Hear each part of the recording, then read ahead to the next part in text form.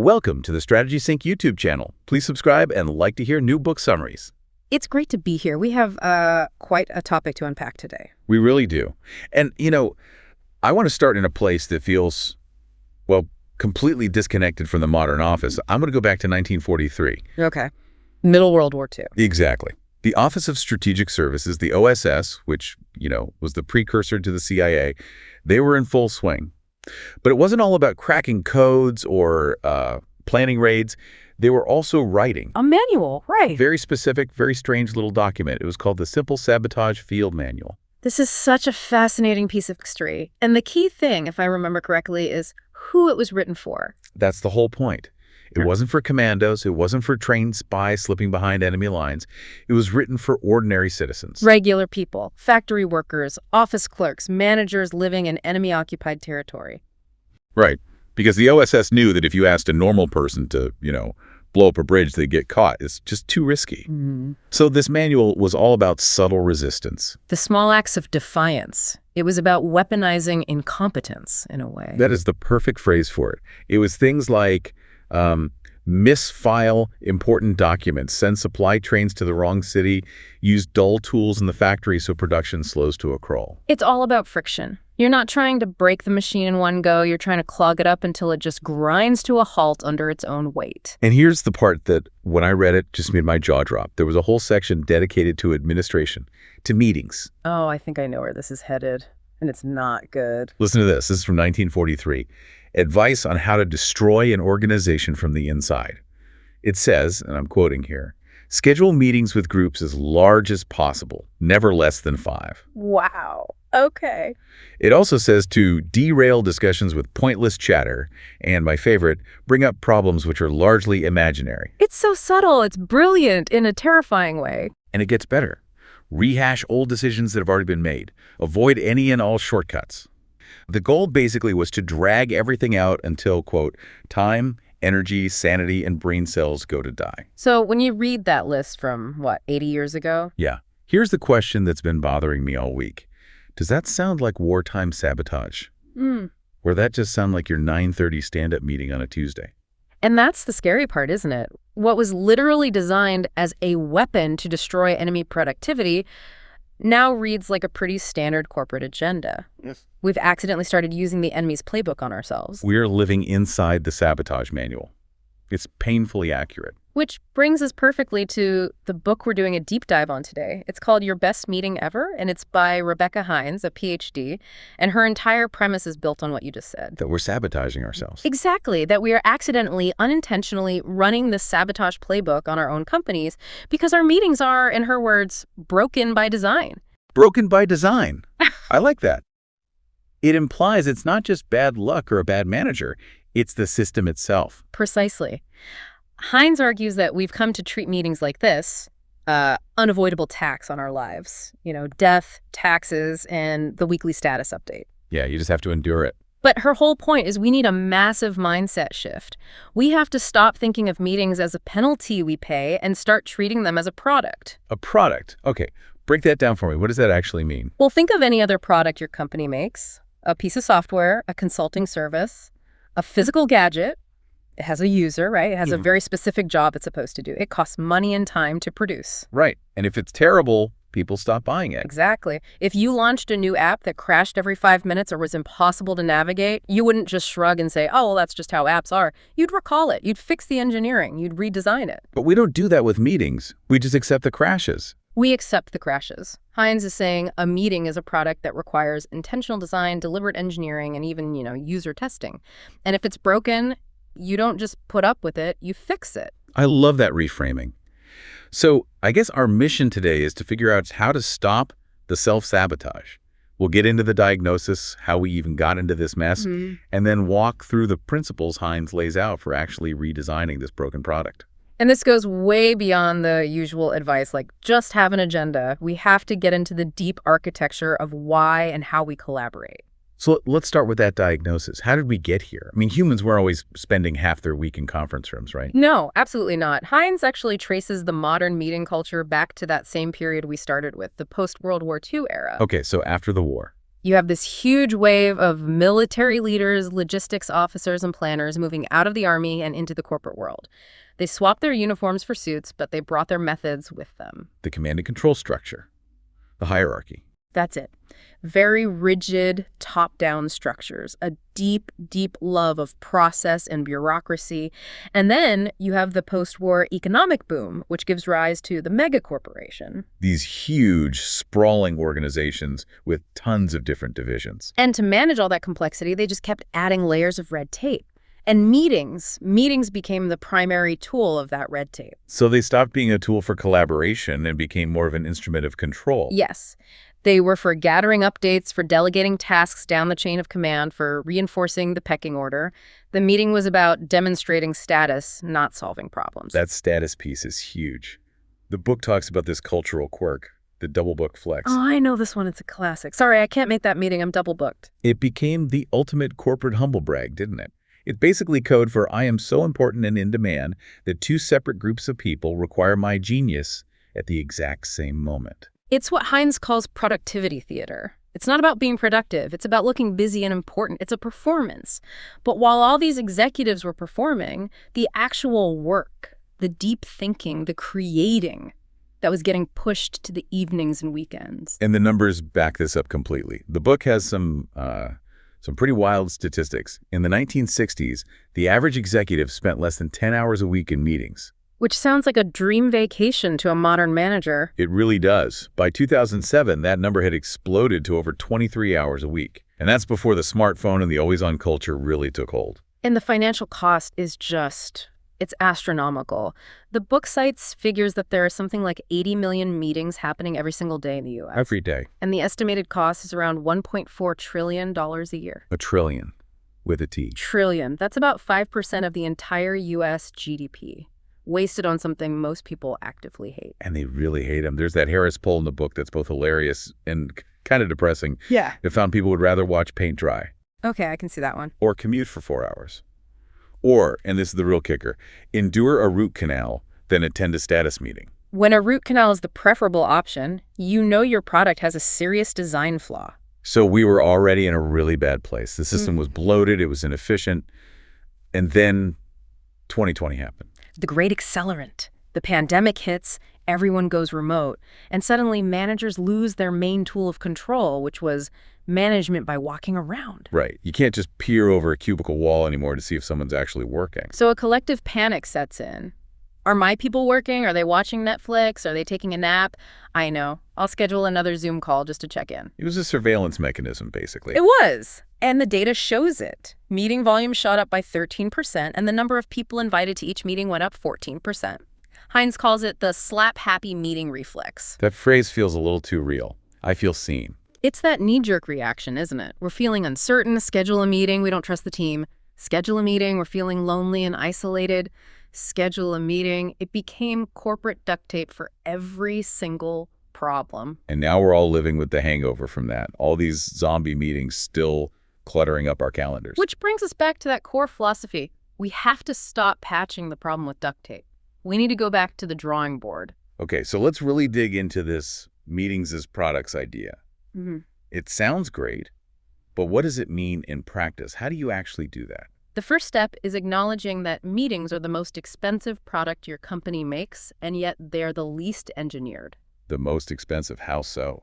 Well, think about an hour-long meeting with 10 people. You have to calculate the fully loaded salary cost of all 10 of those people for that hour. Then add the cost of the time they aren't spending on their actual work. It adds up incredibly fast. And yet we design them on the fly, 5 minutes before they start. If that. Heinz uses this great analogy. She says most meetings are like a junk drawer. I have one of those.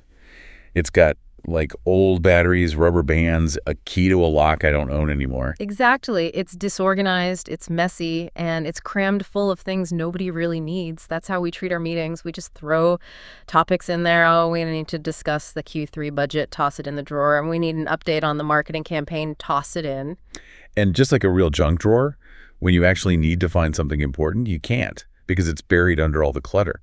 And her point is, if your company's main software product was as buggy, bloated, and user-hostile as your average all-hands meeting, Customers would leave in droves, your stock price would collapse. You'd be out of business. But because it's an internal product, we just suffer through it, and we accumulate what she calls meeting debt. Meeting debt. It's like technical debt for engineers. It's the exact same concept. Every bad meeting you attend accrues interest. It steals time and focus from deep, productive work. And if you let that debt pile up, eventually your organization's productivity goes bankrupt. The book points to a really extreme example of dealing with this debt. The Armageddon at Dropbox. Yes, this was back in 2013. It's a fantastic case study in what a radical redesign looks like. I just love the name, Armageddon. So what did they actually do? It was simple and brutal. They deleted every single recurring meeting from every calendar in the entire company. Wait, all of them? Just gone? All of them. Poof. It was a forced system reset. The goal wasn't to eliminate meetings forever, but to force every single person to consciously justify putting a meeting back on the calendar.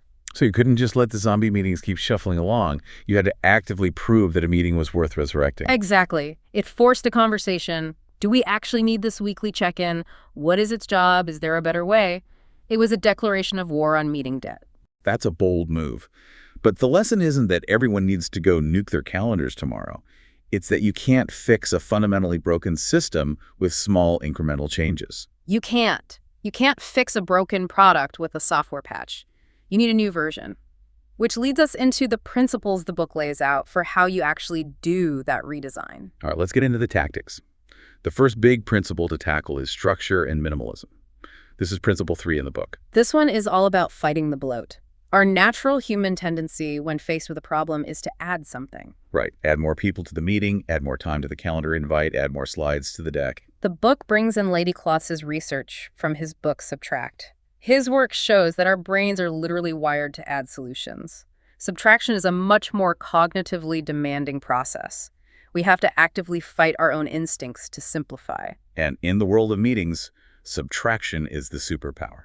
It is. And Hines gives us a very simple, very powerful tool to do this. She calls it the rule of halves. The rule of halves. Sounds straightforward. Aye. It's as simple as it sounds. You take your meeting and you cut the time in half. Then you cut the agenda items in half. Okay, wait. Cut the time in half. So my standard 1-hour meeting becomes 30 minutes. Yes. And this is based on a classic concept called Parkinson's Law. Work expands to fill the time allotted for its completion. Precisely. If you schedule an hour, you will find a way to fill that hour, even if it's with repetition and pointless chatter. If you only schedule 30 minutes, you force ruthless efficiency. You have to get straight to the point. And cutting the agenda in half. If you have a list of 10 things you want to cover, you have to be honest and pick the 5 that truly matter. The other 5. If they're just updates, they can be an email. If they're not urgent, they can wait. It's a forcing function for prioritization. I like that.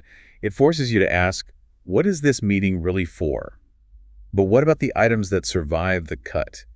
The book has a very specific rule for how to write them. The verb-noun rule. This might be one of the most powerful, easy-to-implement tips in the whole book. The idea is you must ban vague, topic-based agenda items. So an agenda item that just says budget discussion is out. It's banned because budget discussion is a noun. It's a topic. It doesn't tell you what you're supposed to do. Are we brainstorming ideas for the budget? Are we making a final decision? Are we just complaining about it? It's ambiguous. So what's the alternative? It has to be a verb plus a noun. So instead of budget discussion, it's approve Q3 budget. Instead of team update, it's finalize feature list. Instead of marketing, it's debate new campaign slogan. Ah, I see the difference immediately. Approved Q3 budget has a clear finish line. We know when we're done, budget discussion could go on forever. Exactly. The verb defines the job the meeting is being hired to do. And the rule is simple. If you can't articulate the verb, you are not ready for a meeting. It means you haven't done the thinking yet. That feels like it connects directly to another concept from the book, the law of triviality, or the more common name for it, bike shedding. Yes, this is a classic story from C. Northcote Parkinson. He describes a fictional committee meeting. On the agenda, there are 2 items. The first is to approve a 10 million pound nuclear power plant. Okay, a huge, complex decision. The second item is to approve a 350-pound bicycle shed for the employees. A tiny, simple decision. Oh, yeah. The contrast is obvious. So the committee gets to the nuclear power plant, and they approve it in 2.5 minutes. What? Why so fast? Because it's too big and too complicated. No one on the committee is a nuclear physicist. They don't want to look stupid by asking a dumb question about something they don't understand, so they just nod and rubber stamp it to get it off their plate. Okay, so then they move on to the bike shed. And they argue about the bike shed for 45 minutes. Of course they do. Because everyone feels qualified to have an opinion on a bike shed. Should the roof be corrugated iron or asbestos? What color should we paint it? It's easy to understand. The stakes are low, so it feels safe to talk about. I have been in that meeting 1,000 times. We spent an hour arguing about the color of a button on the website and 5 minutes approving the entire annual strategy. That is bike shedding. We gravitate towards the trivial because it's comfortable. And the verb-noun agenda rule is a direct antidote to that. It forces you to define the high-stakes verb, approve, decide, finalize, and prevents the conversation from getting stuck on the color of the bike shed. So, structure and minimalism are key. But the book argues that even a perfectly structured meeting can be a waste of time if it's just a patch on a broken system. This brings us to section 4, flow and asynchronous communication. Right, this is principle 4. And the central idea here is that meetings are often just a symptom. The disease is a broken communication system. Hines calls it leaky plumbing. Leaky plumbing. I like that metaphor. Think about why you often call a quick sync. It's because you couldn't find a document. Or you sent an email and no one replied. Or you have no idea what the status of a project is. So the meeting is just a bucket you're using to catch the drips from the leaky pipe. Exactly. And this leads to what she calls the digital hopscotch. We spend our days just jumping frantically between different tools. We're on Slack, then we jump to Zoom, then we're in Google Drive, then we get an email and Outlook. The average worker loses about 6 hours a week just context switching. 6 hours a week. That's almost a full workday just spent toggling between tabs. It creates this state of coordination neglect. We're so busy coordinating that we're not actually working. So Hines says we need a better filter, a test to determine if we even need a meeting in the first place. She calls it the 4D CEO test. The 4D CEO test. Okay, let's break down the 4 Ds. The Ds stand for discussion, debate, decision, and development. Discussion, debate, decision, development.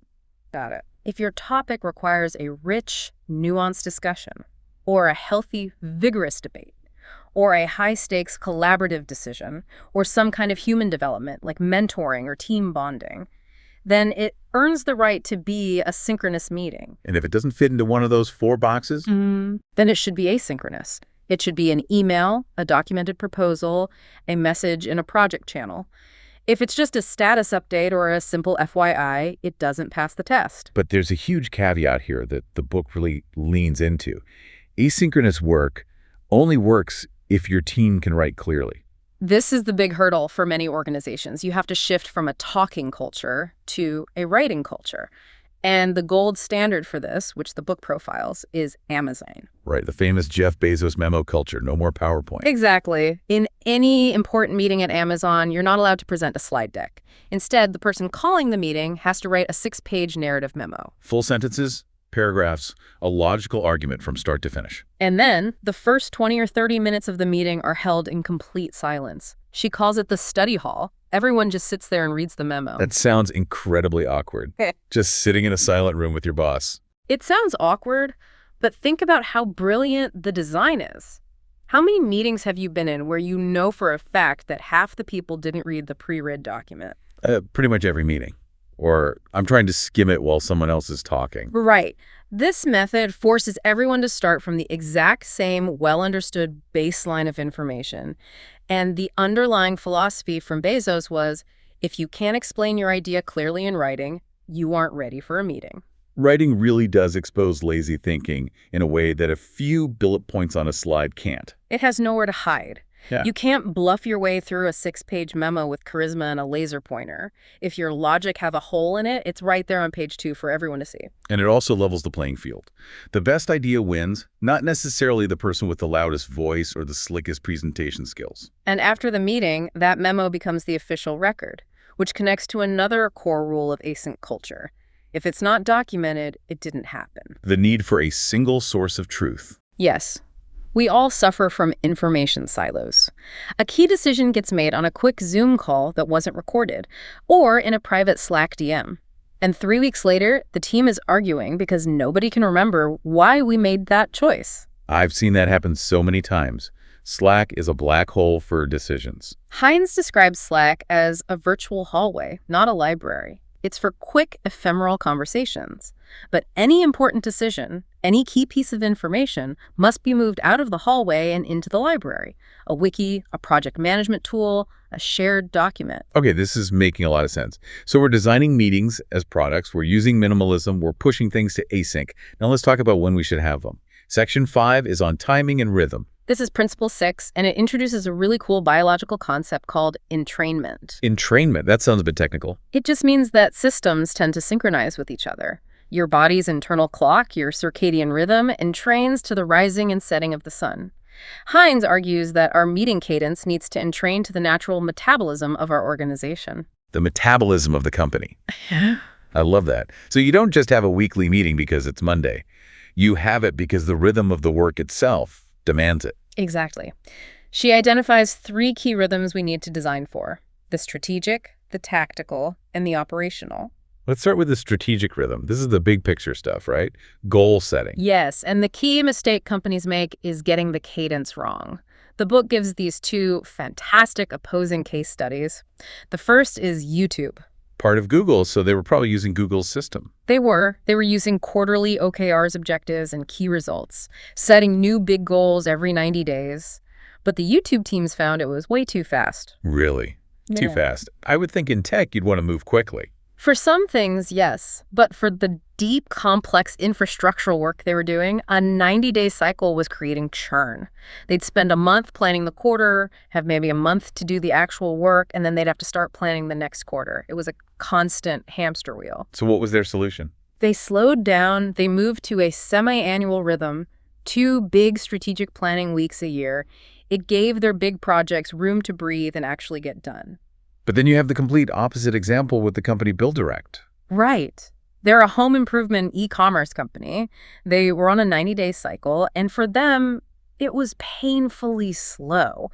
Their market moved so fast that their quarterly plans were obsolete after a month. So they had the opposite problem. And they had the opposite solution. They sped up their strategic rhythm to 60-day sprints. The lesson is there's no single right answer. You have to match the cadence of your planning to the metabolism of your industry. Okay, so that's strategic. What about the tactical rhythm? This is for specific projects. The book highlights a few key meeting types here. The project kickoff needs what she calls fresh start energy. And here again, Amazon has a brilliant tool, working backward. The press release. I've heard about this. You write the press release announcing the finished product before you even start building it. Exactly. Before you write a single line of code, you have to be able to write the story of why a customer would be excited about this thing. If you can't write a compelling press release, the idea isn't ready, and you definitely shouldn't be having a kickoff meeting for it. That would kill so many bad projects before they even start. It's a fantastic filter. Then there's the midpoint check-in, which has to be about brutal honesty, and the postmortem, which is about learning, not blaming. And the third rhythm, the operational one. This is the daily pulse of the organization. And case study here is the Cleveland Clinic, the massive hospital system. Super high-stakes environment. Incredibly high stakes. They have 77,000 employees, and they implemented a system of daily 15-minute huddles. It starts on the front lines every morning, and the critical information cascades up the entire organization, reaching the CEO's office within a couple of hours. 15 minutes. That's it. It's pure triage. It's not for debate. It's what's on fire, what do we need to fix right now, who is blocked. It keeps the entire massive system in sync every single day. There's one more idea in this section I want to touch on because it feels so counterintuitive. The strategic pause. Ah, yes. The powerful idea of scheduling no meeting time. We're so conditioned to think that a full calendar means we're productive. But the book argues we need to proactively schedule emptiness. You have to. Hines talks about having a meeting budget. You only have so many hours in a week. If you spend your entire budget on collaborative meetings, you have 0 budget left for the deep, focused work where real breakthroughs happen. The strategic pause is about defending that deep work time as sacred. It's like in music, right? Yeah. The rests, the silence between the notes, are just as important as the notes themselves. Without them, it's just noise. That's a perfect analogy. A calendar packed back-to-back with meetings is just organizational noise, which leads us right into how people actually feel inside those meetings. Section 6, engagement and user-centric design. This is Principle 5. Okay. And the core idea is that the attendee is the user of the meeting. But we almost never design meetings for the user. We design them for the organizer. The manager calls a meeting because it makes them feel in control or informed. For the attendees, though, it often feels more like a hostage situation. So Hines identifies 4 common energy-sucking bugs in meeting design. I think everyone listening is going to feel these in their bones. The first bug is power moves, or amplification. She has a great name for this. The dinosaur tail effect. It's such a vivid image. Think of a huge brontosaurus. It has this tiny little head and a massive, powerful tail. If that tiny head turns just 1 inch... The tail swings 20 feet and knocks down a tree. And the leader in an organization is the dinosaur's head. A senior leader will make a tiny, off-the-cuff suggestion in a meeting. Hey, have we ever thought about making our logo blue? They forget they said it 5 seconds later. But the team, the tail freaks out. They spend the entire weekend creating a massive presentation on the strategic implications of blue logos. The book uses the example of Jeff Bezos and his famous question mark emails. Yes, if a customer emailed him with a complaint, he would just forward the email to the relevant executive with a single character in the bottle. Just a question mark. And that one character would send entire departments into a panic-driven, all-hands-on-deck fire drill. That's amplification. And it kills psychological safety in meetings because everyone is just trying to read the tea leaves of what the leader wants instead of having an honest conversation. Okay, that's a big one. Bug number 2 is much simpler. Lateness. It seems small, but it's a huge sign of disrespect. It sends a clear message. My time is more valuable than all of your time combined. I love some of the creative fixes the book suggests for this. The tardiness jar, where you have to put money in if you're late. Or the rubber chicken. There was a team where if you were the last one to the daily stand-up, you had to wear a rubber chicken around your neck for the rest of the day. That would definitely motivate me to be on time. It's social pressure. Or the marble jar idea. A red marble goes in the jar for every late arrival, a green one for on time. It makes the collective behavior visible. It's simple, but it works. Okay, bug number 3 is a personal pet peeve of mine. Jargon. Verbal peacocking. Using complex insider language to try and sound smart. All of the research shows it has the opposite effect. It makes you sound less credible and less trustworthy. The American Express case study on this is perfect. They realized their own internal term for what they did was financial services. Which is just cold and alienating. Nobody gets excited about financial services. So they did a huge internal push to change their language to start talking about money. It's simple, it's human, it's what their customers actually care about. So Hines suggests creating a jargon block list, actually writing down the buzzwords you're not allowed to use. Exactly. If you catch yourself about to say, synergize our value-added paradigms, you have to stop. Just speak like a normal human being. Okay, and the final bug is boredom. This one leads to the earthquake survival tactic. This one is so sad and funny. A manager admitted in a survey that to stay awake during painfully boring meetings, he daydreams that he's been trapped in the rubble of an earthquake and has to mentally figure out how to survive. That is a cry for help. That is a sign of a deeply broken meeting culture. It really is. And the solution, Hines argues, is to find the story. Humans are wired for narrative, not for bullet points. The example is the Build Direct Flooring Manifesto. They sell flooring. It's about as boring a product as you can imagine. It's just planks of wood you walk on. But they created this manifesto that reframed it. It said, flooring is where your baby takes her first steps. It's where your toddler builds his first Lego tower. It's where you dance in the kitchen with your spouse. Suddenly, it's not a boring plank of wood. It's the stage on which life happens. It's emotional. And if you can bring that sense of story and meaning into a meeting, people won't be bored. They'll be engaged. If there's no story, there's no reason to have the meeting. Okay, let's wrap this up with the final section, which is about technology. Because so often, new tech just makes our meeting problems even worse. This is Principle 7, innovate and iterate. And the big shift happening right now is obviously AI. But not just using AI to get a transcript of your meeting. Right, that's table stakes now. The book is talking about using AI for actual analysis. Tools like Read AI are mentioned. They can analyze the video feed of a meeting and measure sentiment and engagement. It can literally tell you at the 14-minute mark, when Dave was talking about the budget, 40% of the attendees were visibly zoned out. That is terrifying feedback to receive, but also incredibly valuable. It's objective data on your product's user experience. You can also use AI proactively. Feed your meeting agenda into an LLM and ask it, critique this agenda based on the principles of good meeting design. Where is it weak? What's the verb? ChatGPT, please roast my meeting agenda. I love that. It's a free consultant. And then there's the other side of innovation, which is sometimes about removing technology. We talked about Bezos banning PowerPoint, but Sun Microsystems did it years earlier. Scott McNealy, the CEO. He banned PowerPoint, and not for some high-minded philosophical reason. He banned it because the .ppt files were so bloated, they were clogging up the entire company network. They were taking up 12.9 gigabytes of server space. And what happened after they banned it? They had several record-breaking fiscal quarters. Because it forced people to think more clearly and communicate more directly, it removed the crutch. Wow, this has been such a comprehensive breakdown. We've gone from a WBII sabotage manual all the way to AI-powered engagement metrics. It's a huge topic because the problem is so deeply embedded in how we work. So let's bring it all home. The book circles back to that OSS manual at the end. Instead of a manual for sabotage, it offers a simple meeting design user manual. The anti-sabotage guide, a rescue manual. It's a checklist of all the things we've talked about. Calendar cleanses, jargon block lists, the rule of halves, the verb-noun check. And the final, most important takeaway for me is that this is not out of our control. Bad meetings are not an accident. They are a design failure. That's the core message. If you are running a meeting, you are a product manager. And it's your responsibility to ship a good product. So I think that's the challenge for everyone listening. The next meeting you are in charge of, don't just go through the motions. Treat it like a prototype. Be an engineer. Exactly. Apply one of these principles. Try the rule of halves. Insist on a verb-noun agenda.